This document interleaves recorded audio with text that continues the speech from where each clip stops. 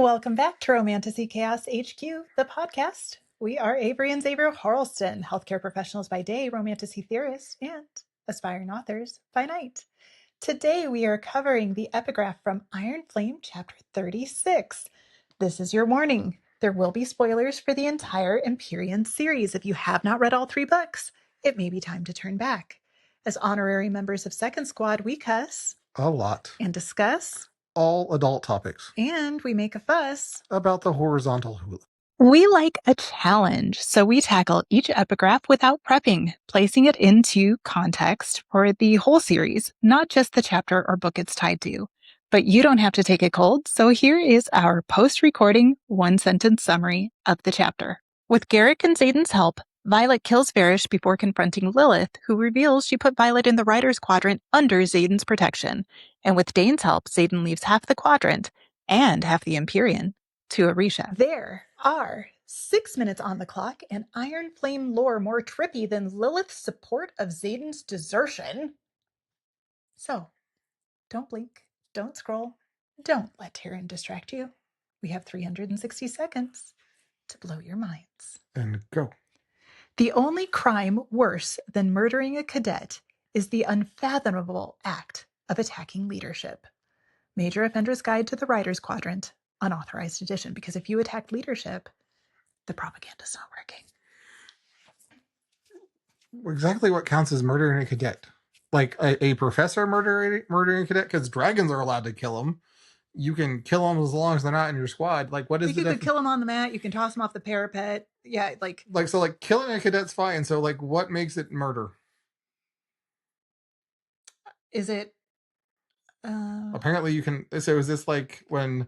outside of... Atos tries to assassinate Violet, would that be murder? If you send the guy in what Warren and what they do when they attack Violet, when what's her face unlocks the door and they attack her in her sleep. Because that sounds like murder. That is murder because you're not supposed to, right? Yeah, when someone's sleeping. Because you can't attack when they're sleeping.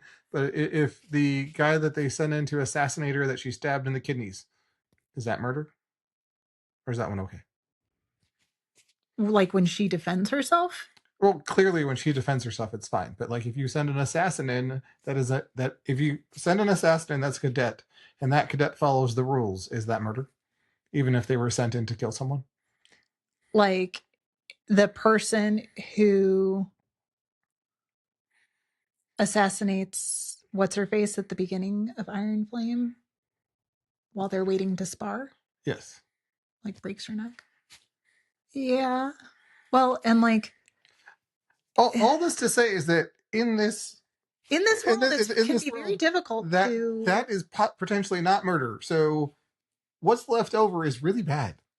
Yeah. What's left over, because they're looking to 20 and 23, and there's all of these ways that you are allowed to kill them. So the use of murder implies that you kill them in a way that's not allowed. Right. Which has got to be even more horrible.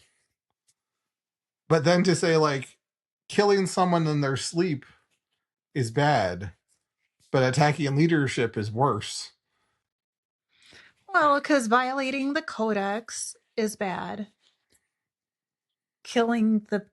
Attacking someone whose job it is to create and enforce the codex is worse. But it made attacking them worse. You may not even kill them. Oh, so you're saying the fact that you could attack them without killing them, and that's considered worse than actually taking someone's life? Yeah, I mean, the way that I read that is, if you got mad because they were forcing you to almost burn out and you punch them, that is worse than killing a cadet in their sleep. Which I think is what they mean. I agree. And I think it's because any act of resistance against leadership is a threat to the entire system. Well, it's very interesting because this entire concept is based around that it's a house of cards. They are treating this 400 years, and it's held up for 400 years, but 400 years of propaganda, of misinformation, like it's a house of cards, that any resistance at all could bring it down at any moment. which helps reinforce keeping it that way. Like this paranoia about it falling apart makes people militant about making sure it doesn't fall apart. But also really does make it seem like they're convinced it's going to unravel tomorrow. Because it could. So we see this in real life, like these oppressive regimes like collapse not slowly over a decade, right? But like they just collapse. Right. Now the collapse may lead to prolonged violence as they try to utilize everything at their disposal to maintain any shred of power. But it's like, yeah, it's a very usually, someone lights the match and the fire's out of control very quickly.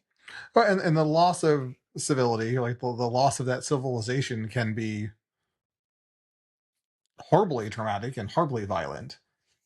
But they don't, like, they're, like one day they're in control and the next day they're literally storming the castle, beheading you. I mean, like the French Revolution didn't last that long. Particularly not compared to like the length of the monarchy, right? So they really do seem to fall apart pretty quickly, which, I think this reinforces the leadership fear that they are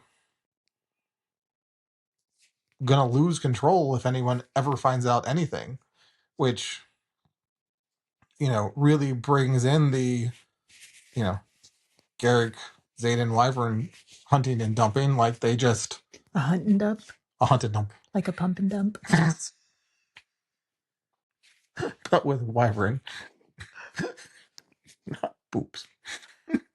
That's okay. It sounded like you said poops. Oh, I said boobs. Breast milk. Yes. Yeah. Okay. Well, I wasn't sure whether you were talking about stocks or what? Breast milk. Stocks? Yeah, a pump and dump in stocks is when like people buy like really hype and... Sorry. That's it from us. Did we blow your minds? Let us know in the comments. And remember, we love you. Stay out of the clouds, off the ice, and come back to us. We'll see you next time. See you next time. Remember, lore lovers, fantasy fanatics, and good girls, like, rate, review, subscribe, and share.